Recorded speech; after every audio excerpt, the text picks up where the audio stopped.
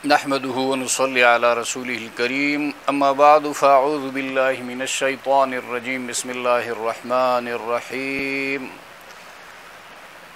ما ننسخ من آية أو ننسها نأت بخير منها أو مثلها ألم تعلم أن الله على كل شيء قدير ألم تعلم أن الله له ملك السماوات والأرض وما لكم من دون الله من ولي ولا نصير۔ ترجمہ: جو ہٹاتے ہیں ہم کوئی آیت یا بھلاتے ہیں اس کو، لاتے ہیں ہم اس سے بہتر یا اس کے مانند، کیا نہیں جانتا تو کہ اللہ تعالی ہر چیز پر پوری قدرت والے ہیں؟ کیا نہیں جانتا تو کہ اللہ تعالی ان کے لیے سلطنت ہے آسمانوں کی اور زمین کی، اور نہیں ہے تمہارے لیے اللہ سے ورے کوئی بھی کارساز اور نہ کوئی مددگار۔ سامعین و ناظرین، سورۃ البقرہ کی آیت نمبر 106 اور 107 تلاوت کی گئی اور اس کا ترجمہ بیان کیا گیا۔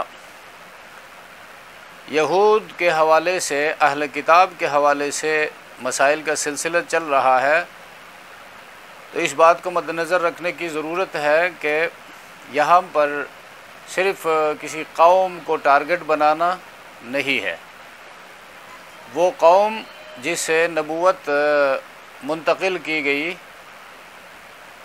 اور وہ قوم جو اللہ کی غضب کے نیچے آئی، کس وجہ سے یہ نعمتیں ان سے چھین لی گئی اور کس وجہ سے اللہ ان پر غضبناک ہوا، ان وجوہات کو قرآن بیان کرتا ہے، ان اسباب کو، تاکہ آنے والے لوگ امت محمدیہ ان اسباب سے، ان راستوں سے اپنے آپ کو دور رکھیں۔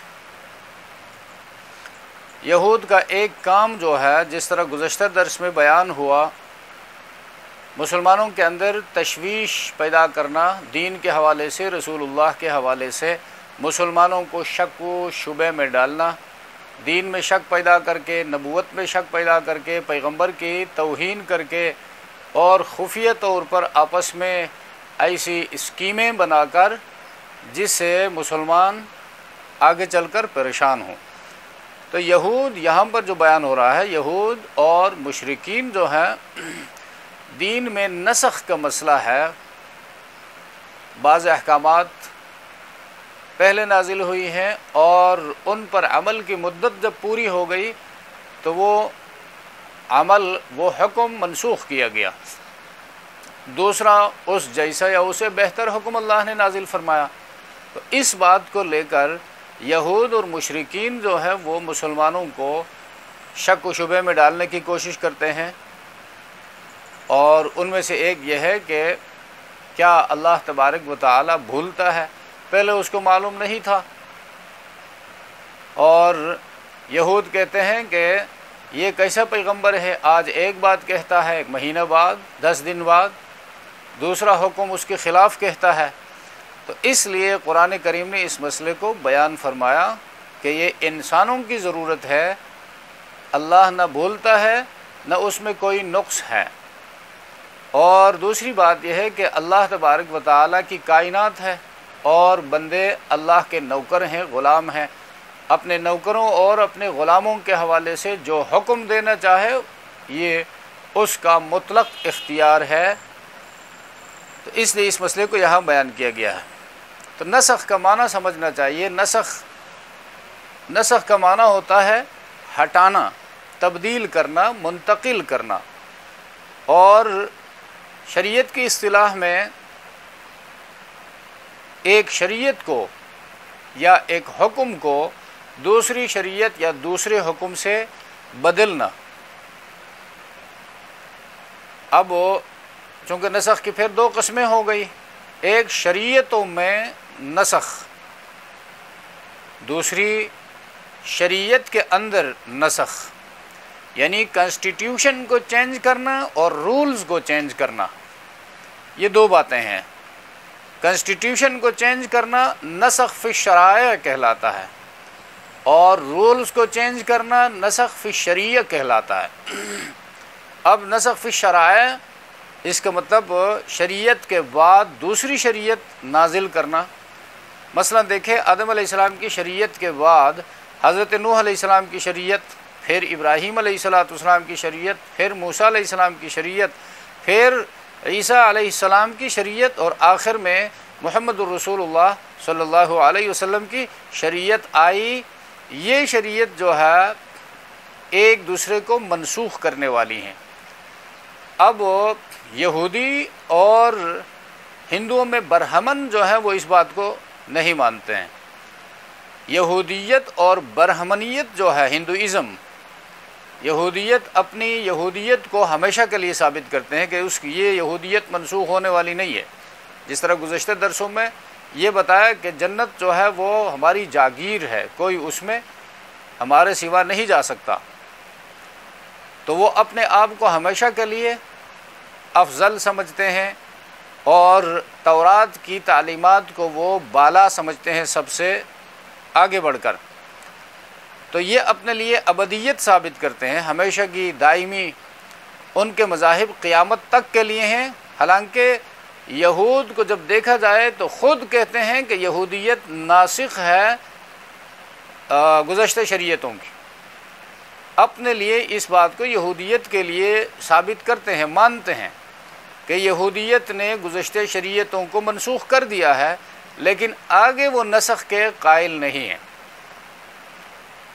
تو قرآن کہتا ہے جس طرح یہودیت جو ہے وہ ناسخ ہے، اسی طرح قرآن ناسخ ہے یہودیت کا، قرآن ناسخ ہے تورات کا۔ شریعتوں کے اندر خود یعنی ایک ہی شریعت کے اندر رولز میں تبدیلی، ہر شریعت میں یہ ہوتا ہے کہ ایک حکم پہلے ہوتا ہے، پھر جب احوال بدلتے ہیں، حالات بدلتے ہیں تو دوسرا حکم آتا ہے۔ جیسے مثال کے طور پر شریعت میں پہلے 2 نمازیں تھیں معراج سے پہلے، پھر جب نبی کریم صلی اللہ علیہ وسلم معراج پہ گئے تو 5 نمازیں فرض ہوئی۔ یا جیسے پہلے اہل اسلام مسلمان بیت المقدس کی طرف رخ کر کے نماز پڑھتے تھے 16 مہینے تک، پھر اللہ تبارک و تعالیٰ نے بیت المقدس کے قبلہ ہونے کو منسوخ کر دیا اور کعبہ شریف کو ہمیشہ کے لیے قبلہ ٹھہرایا۔ اب یہود جو ہے پہلے مسئلہ کو لے کر مسلمانوں کا ذہن خراب کرتے ہیں کہ جی کہ دیکھیں گزشتہ شریعت میں کیا نقص پیدا ہو گیا، تو دوسری شریعت نازل کرنی پڑی۔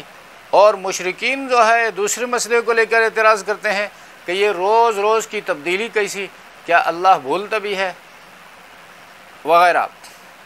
تو یعنی بھولنے سے رائے بدل جاتی ہے، اور اس سے معلوم ہوتا ہے کہ تمہارا نبی جو ہے خود ہی احکام بدلتا ہے۔ یہود کا یہ اعتراض ہے۔ تو قرآن کریم نے اس مسئلے کو 2 مقامات پر بیان فرمایا ہے، سورۃ الاعلیٰ پارہ نمبر 3 کی آیت نمبر 6 اور 7 میں، اور پھر وہاں پر فرمایا سنقرئک فلا تنسى الا ما شاء اللہ انہ یعلم الجہر وما یخفی۔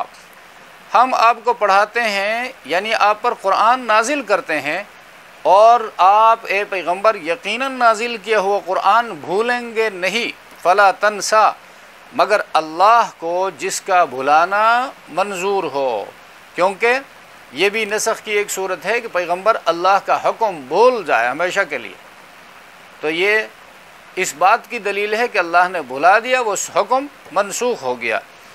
اور بے شک اللہ کھلے چھپے احوال سے واقف ہیں، وہ جانتے ہیں کون سا حکم ہمیشہ رہنا چاہیے اور کون سا حکم احوال بدلنے کے بعد اٹھا لینا چاہیے۔ اور دوسری جو یہاں پر بتایا گیا ہے کہ احکام ہٹائے بھی جاتے ہیں، نسخ یہاں پر ہٹانے کے معنی میں ہے، یعنی شریعتیں بدلتی ہیں اور احکام بھلائے بھی جاتے ہیں، یعنی شریعتیں آپس میں مکس اپ ہو جاتی ہیں، ان میں بگاڑ آتا ہے، امتیں اپنی شریعتوں کو ضائع کر دیتی ہیں۔ یہودیوں نے شریعت کو ضائع کر دیا تو انجیل نازل ہوئی، تو ان کی جگہ ان سے بہتر یا ان کے مانند ثواب میں بہتر، اجر و ثواب میں، معجزہ ہونے میں احکام دیے جاتے ہیں۔ اسی طرح احوال بدلنے سے شریعت کے احکام تبدیل کی جاتی ہیں، ان میں تبدیلی ہوتی ہے۔ کوئی حکم بدل دیا جاتا ہے اور کوئی آیت بھلا دی جاتی ہے تو اس میں دو ہی حکمتیں ہوتی ہیں۔ ایک، اللہ قادر مطلق ہے، ان کو احکام میں تبدیلی کا پورا پورا اختیار ہے، تم بیچ میں آنے والے کون ہو، یہ حاکمانہ حکمت ہے۔ اور دوسری بات یہ ہے کہ کائنات پر اللہ کی حکمرانی ہے۔ بادشاہ اپنی مملکت میں مملکت کے فائدوں کی خاطر تبدیلی کر سکتا ہے، لہٰذا اگر اللہ شریعتوں کو بدلتے ہیں تو اس میں اعتراض کی کیا بات ہے؟ کیا تمہارا کوئی اور کارساز اور پروردگار ہے؟ نہیں ہے، یقیناً نہیں ہے۔ غرض دونوں جو ہیں نسخ بندوں کی کارسازی ہے، یہ حکیمانہ حکمت ہے۔ اب ڈاکٹر جو ہے بالفرض اس کو عقلی انداز میں لیجئے، ایک مریض جب ایک حکیم یا ڈاکٹر کے پاس جاتا ہے تو ڈاکٹر کو پتہ ہے کہ بھئی اس کے لیے ہائی ڈوز کیا ہے، ایوریج ڈوز کیا ہے اور بالکل پرائمری ڈوز کیا ہے، تو وہ پرائمری ڈوز سے شروع کرتا ہے۔ اسی وقت جو ہے وہ مریض کو، پیشنٹ کو ہائی ڈوز دے دے تو وہ مریض کی حالت مزید خراب ہو جائے گی، تو وہ پرائمری ڈوز اس کو دیتا ہے۔ حالت کچھ بہتر ہو جائے تو ایوریج کا استعمال شروع کرواتا ہے اور پھر ہائی ڈوز اس کو دیتا ہے۔ تو اللہ تبارک و تعالیٰ کو بھی تمہارے احوال کا، تمہاری حالات کا علم ہے، وہ تو حکیم مطلق ہے، لہٰذا تمہاری مصلحتوں کے مطابق وہ احکام نازل کرتے رہتے ہیں تاکہ تم آسانی سے ان پر عمل کر سکو۔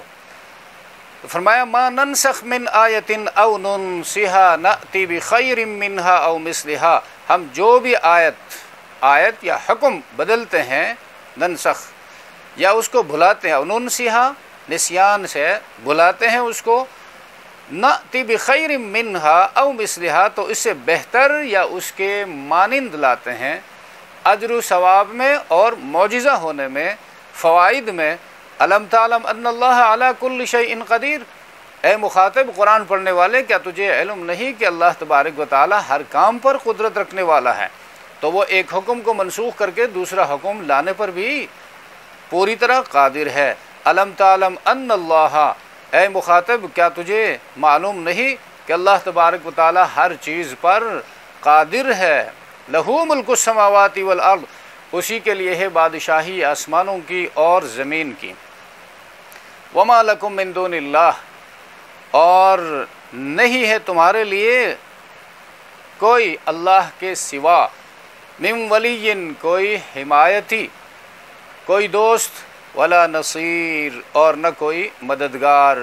لہٰذا یہاں پر تمہارا جانچ بھی ہے، امتحان بھی ہے کہ کون جو ہے اللہ تبارک و تعالیٰ کا حکم مان کر اس پر چلتا ہے اور کون اپنی عقلی گھوڑے دوڑاتا ہے کہ بھئی کل یہ تھا اور آج یہ ہو گیا، اور 2 سال پہلے 3 سال پہلے بیت المقدس قبلہ تھا اور اب بیت اللہ ہو گیا، یہ تبدیلیاں کیسی، یہ چینجز کیسے؟